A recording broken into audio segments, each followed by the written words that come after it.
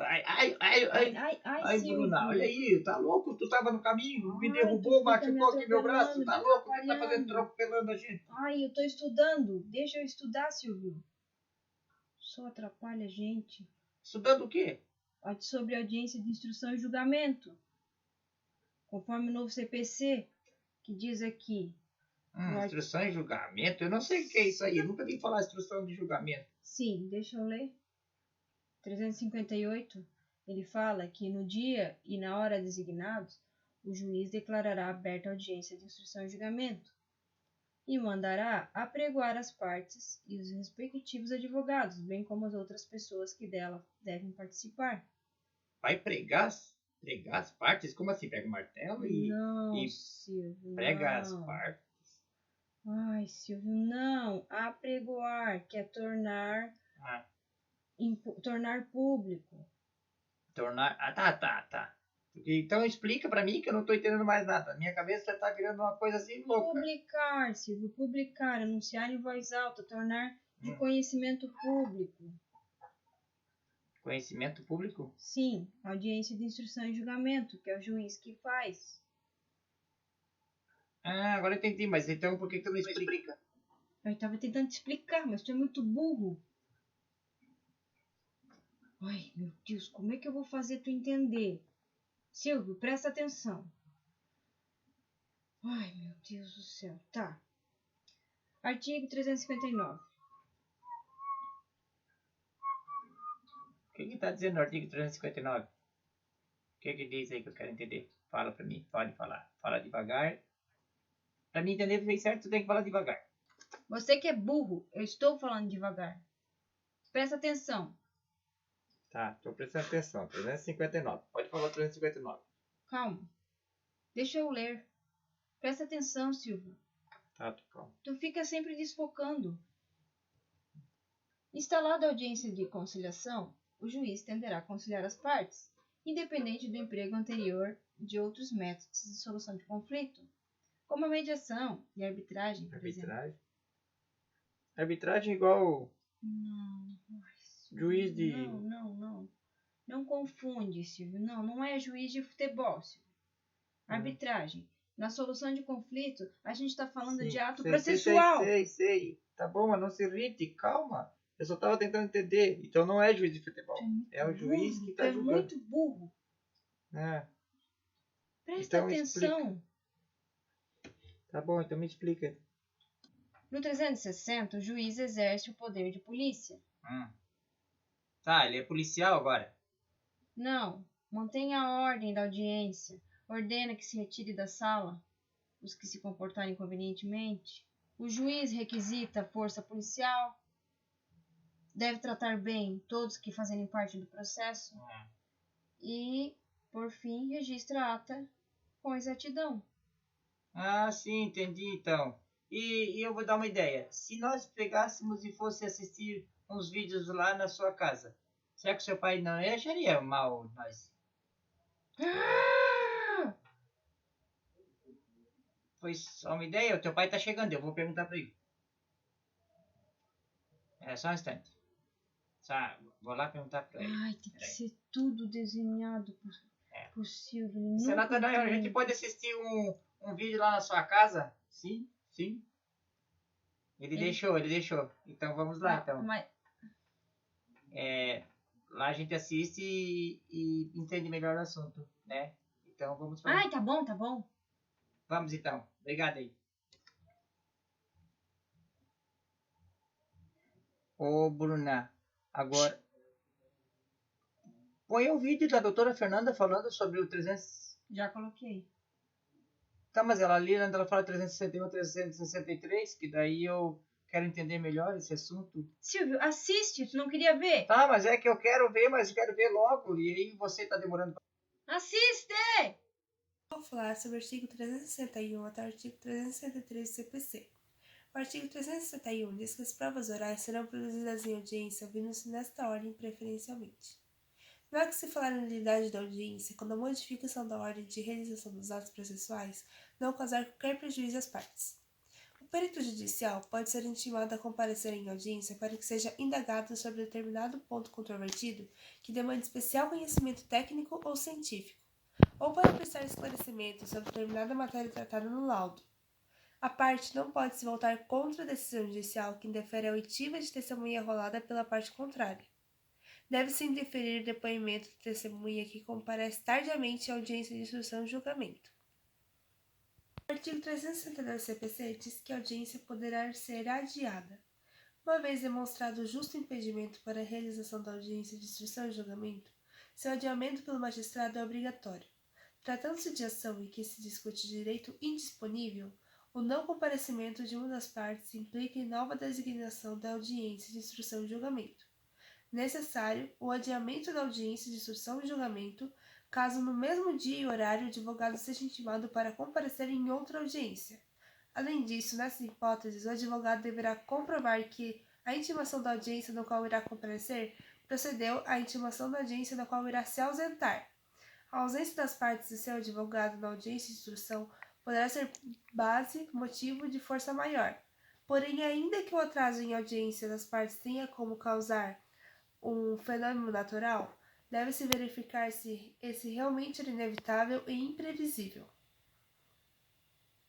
Artigo 363 CPC diz que, havendo antecipação ou adiamento da audiência, o juiz de ofício ou a requerimento da parte determinará a intimação dos advogados ou da sociedade de advogados para a ciência da nova designação. Deve ser anulada a audiência de instrução e julgamento que foi antecipada sem a devida intimação das partes, pelo mesmo fundamento. Deve-se decretar a nulidade da audiência que foi adiada sem a intimação das partes. Tratando-se de evento inesperado, é perfeitamente possível que a impossibilidade de comparecimento à audiência seja demonstrada posteriormente. A jurisprudência tende a tolerar pequenos atrasos da parte ou de seus advogados na audiência de instrução e julgamento. O referido dispositivo deve ser aplicado de forma excepcional apenas quando o processo estiver instruído com outras provas que possibilitem o julgamento do mérito. A ausência injustificada da parte ou de seu advogado na audiência de instrução e julgamento não justifica o indeferimento da oitiva das testemunhas que foram por eles arroladas, caso essas estejam presentes. Há um entendimento de que a audiência não pode ser adiada se o advogado impossibilitado de comparecer no dia designado puder ser substituído por outro advogado que representa a mesma parte. Se o magistrado adiou a audiência de instrução e julgamento pelo simples requerimento da parte interessada, sem lhe exigir prova do alegado, esta mesma prova não pode ser exigida para a designação de uma nova data para a audiência. Demonstrado que a parte ou seu advogado não poderá comparecer à audiência de instrução e julgamento, o juiz deve determinar seu adiamento independentemente da comprovação de prejuízo da parte ausente. De modo semelhante, é possível adiamento da sessão de julgamento desde que apresente justificativa válida antes do seu início. Muito boa a explicação dela, né, Sim. Bruna? Agora a gente podia assistir aquele vídeo daquela artista que é... 364, 365. Isso, eu acho tão engraçado ela falando até ali, uma coisa bem interessante que ela fala. Quando a causa apresentar questões complexas de fato e de direito, o debate poderá ser substituído por razões finais escritas que serão apresentadas pelo autor e pelo réu, bem como o Ministério Público em prazos sucessivos de 15 dias, assegurando vistas aos autos. Mas, havendo litisconsorte ou terceiro interveniente, o prazo que formará com o da prorrogação, um só todo será dividido entre os do mesmo grupo, se não convencionarem de modo diverso. Fim da instrução, o juiz dará a palavra ao advogado do autor e do réu, bem como ao membro do Ministério Público, se for o caso da intervenção, pelo prazo de 20 minutos para cada um, prorrogável por 10 minutos a critério do juiz. A audiência é única e contínua, podendo ser excepcional ou justificadamente cindida na ausência de perito ou de testemunha, desde que haja concordância entre as partes. Agora a Bruna põe aquele artista americano. Aquele lá que tem a voz bem fina, bem engraçada, que fala o artigo... 366. Isso. Põe lá para nós ver.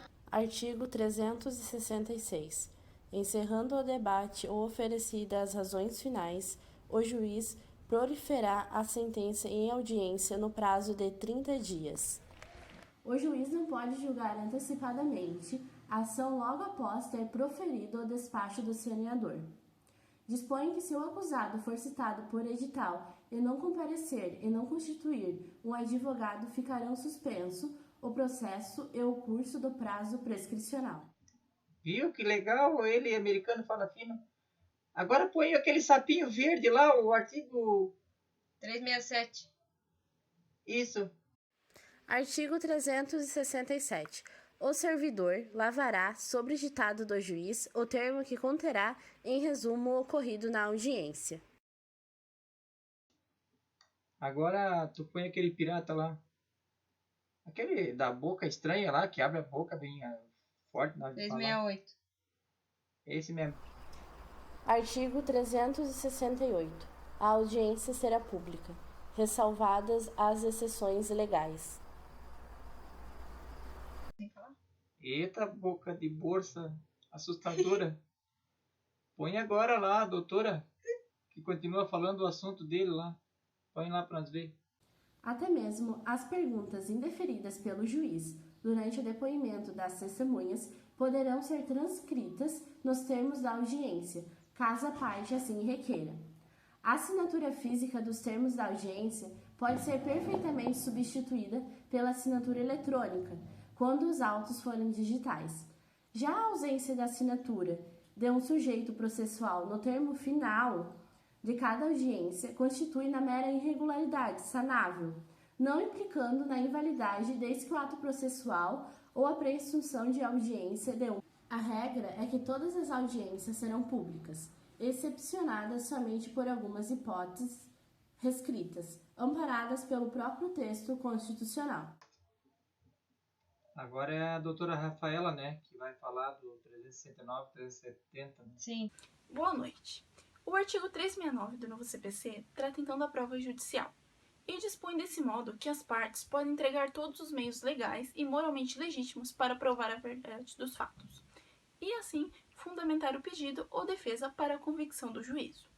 É preciso, contudo, discutir o que seriam os meios legais e moralmente legítimos. Os meios legais, na verdade, seriam os meios lícitos, ou seja, provas produzidas dentro da conformidade da lei. Isto porque o novo CPC não veda a produção de provas além daquelas previamente explícitas em lei, desde que não contrariem o ordenamento jurídico. Nesse sentido, então, temos o artigo 5º, inciso 65 da Constituição Federal, onde dispõe que são inadmissíveis no processo as provas obtidas por meios ilícitos. Sendo assim, conforme o artigo 370 do novo CPC, as provas podem ser produzidas de ofício ou a requerimento das partes. Portanto, o juiz poderá requerer a produção de provas judiciais, caso entenda necessário, ao julgamento, independente do pedido das partes ou não. Agora o Alisson. Hã?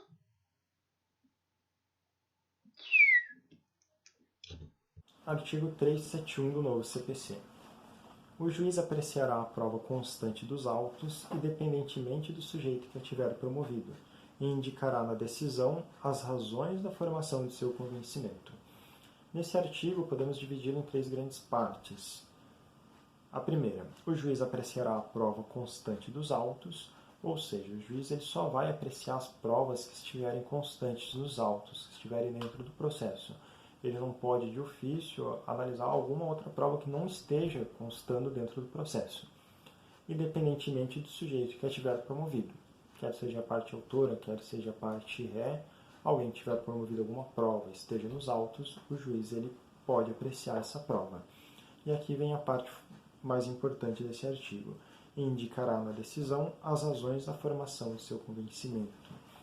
Aqui ele precisa fundamentar o porquê da prova escolhida e porquê que ele deu atenção e porquê que ele escolheu aquela prova para ser base principal ali da tomada de decisão dele.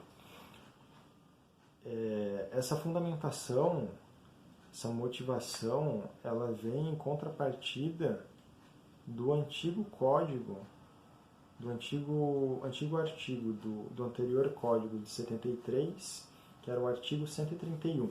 Esse artigo vem em substituição do antigo, que era o 131, né?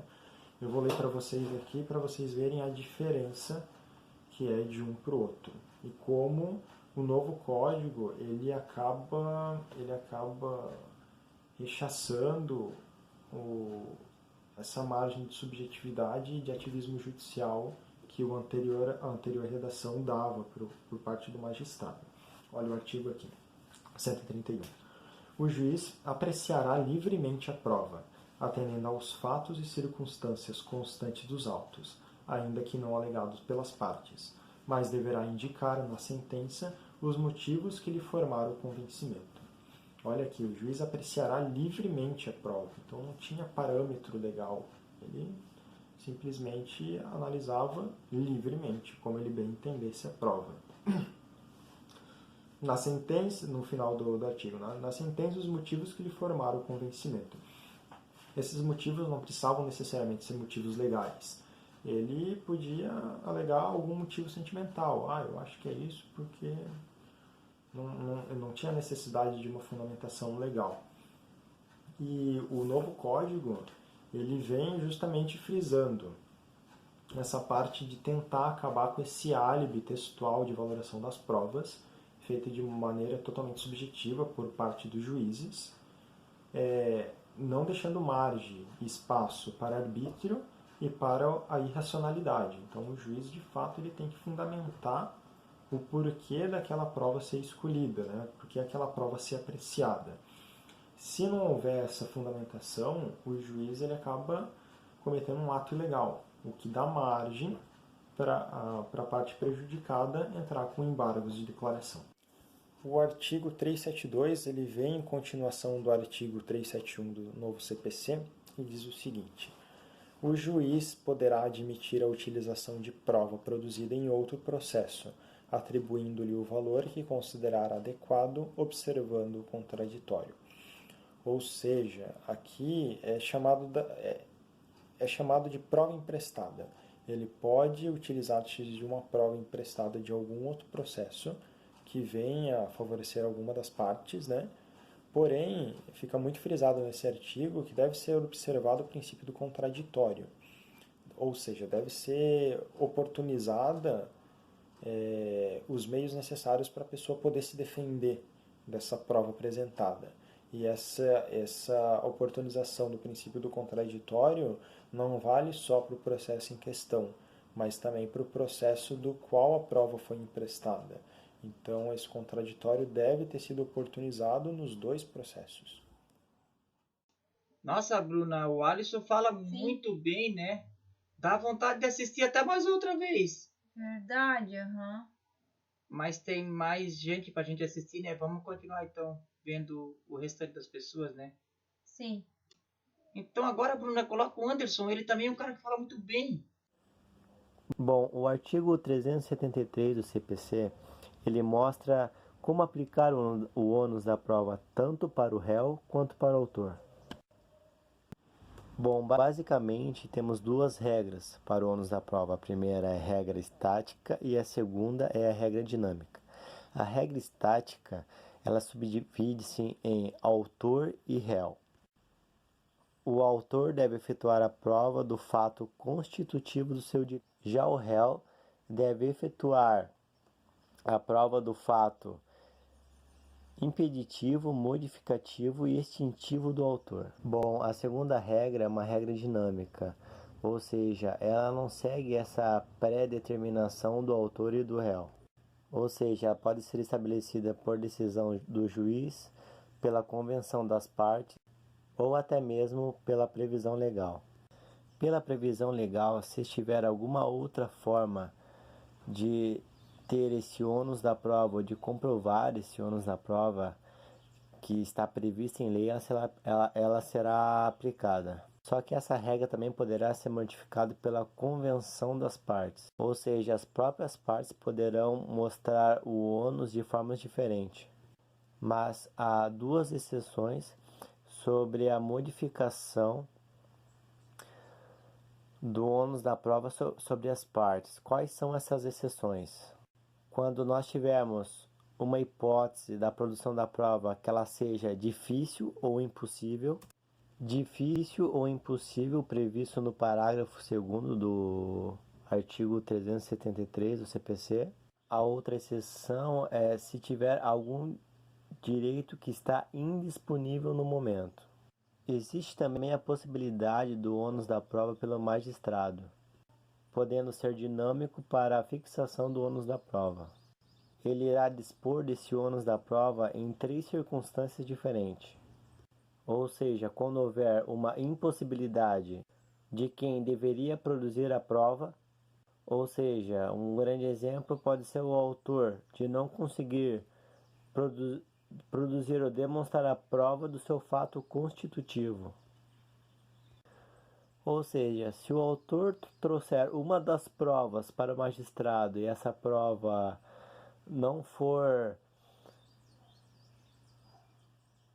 Ou seja, se essa prova tiver em mãos apenas da parte autora e ele não conseguir trazer essa prova ao magistrado, essa prova será extinta ao réu, ou seja, essa prova é impossibilitada de ir contra o réu. Ou também quando houver uma situação de dificuldade, ou houver uma facilidade para a parte produzir a prova. Um grande exemplo é de uma parte tentar provar o fato que ocorreu dentro de uma empresa.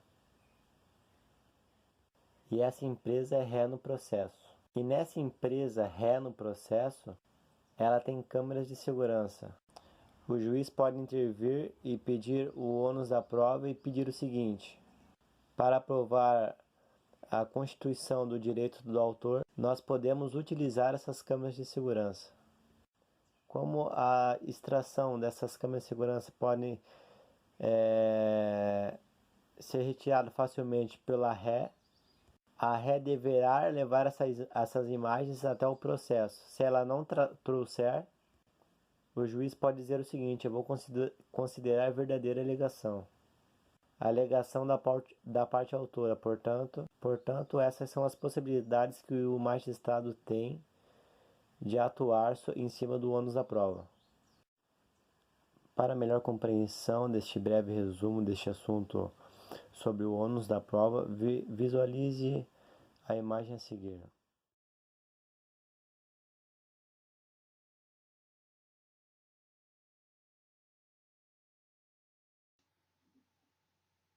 Ô, Bruna, vamos fazer o seguinte, então agora vamos assistir só a doutora Gabriela e depois vamos lá para fora que tá muito quente aqui dentro. Tá bom, pode ser. Então tá. Okay, Artigo 374. Não depende de prova os fatos notórios afirmados por uma parte e confessada pela parte contrária, admitidos no processo como incontroversos, em cujo favor milita a presunção legal de existência ou de veracidade. A atividade jurisdicional, ela deve ser racionalizada para que o processo tenha uma definição dentro do prazo razoável. O objeto da prova, portanto, são os fatos alegados sobre quais parem a dúvida acerca da sua veracidade. Em princípio, não há dúvida nos casos de fatos notórios, ou seja, os fatos notórios são de conhecimentos públicos cuja sua veracidade é a manifestada e indiscutível. O homem chegou à Lua. Fato em si é notório, mas a sua veracidade é questionável. Feita a confissão, afasta a dúvida a respeito dos fatos alegados contra a parte. Não tem por que pesquisar a veracidade, porque os fatos já admitidos no processo como incontroversos também tornam desnecessária a produção probatória. Depende de prova os fatos afirmados por uma parte e contestada pela parte contrária. Artigo 375. O juiz aplicará as regras de experiência comum subministradas pela observação do que ordinariamente acontece e ainda as regras de experiências técnicas, ressalvado quanto às estas o exame pericial. A função do juiz, ela não se exerce de forma autônoma.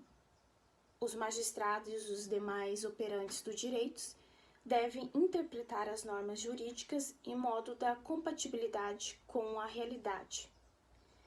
É uma das formas pelas quais isso poderá se dar e também pelo uso das regras ou máximas de experiências como o artigo 375 citado. Exemplo é que o autor, ao dar entrada numa petição inicial, ele diz que no dia do seu acidente de trânsito, a sua visibilidade estava excelente. E o réu, ele não se manifesta e nem diz nada. Então, não há controvérsias. Então, não tem por que pesquisar a veracidade do fato.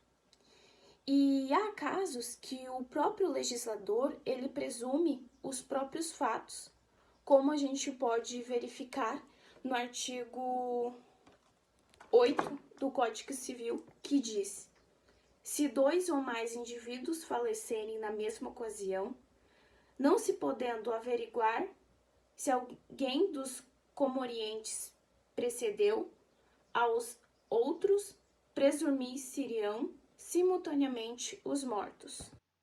Vamos lá pra fora, todo mundo, vamos lá pra fora. Ó, de onde você está, velho? Debaixo do seu caixão. Oh, coisa louca. Vamos conversar mais um pouco aqui fora, então, agora. Finalizar nosso trabalho. Lá vem o Kiko. Ó, Chiquinha, do que vocês estavam brincando? E nós estamos trabalhando, fazendo um trabalho de faculdade sobre processos. Sim, processos. Você quer nos ajudar a finalizar?